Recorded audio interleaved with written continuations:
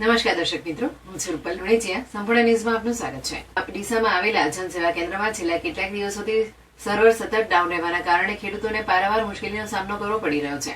જનસેવા કેન્દ્ર ખાતે વહેલી સવારથી દૂર દૂરના ગ્રામ્ય વિસ્તારોમાંથી આવતા ખેડૂતો જનસેવા કેન્દ્રની બહાર લાંબી લાઈનો લગાવીને ઉભા રહ્યા છે, પરંતુ સર્વર ડાઉન હોવાના કારણે બોર્ડ જોઈને તેમને નિરાશ થઈને પરત ફરવું પડે છે.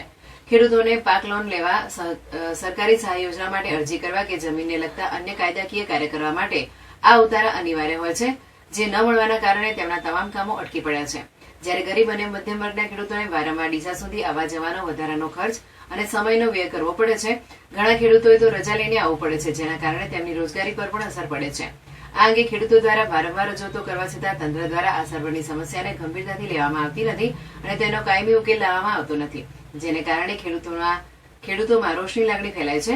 તાજેતરમાં સરકાર દ્વારા જાહેર કરવામાં આવેલ રાહત પેકેજની સહાય મેળવવા માટે ખેતીના ઉતારાની જરૂર પડે છે. સર્વર ડાઉનના કારણે અનેક ખેડૂતો સમયસર અરજી કરી શકતા નથી, જેનાથી તેમને મહત્વની સહાય ગુમાવવાનો વારો આવી શકે છે.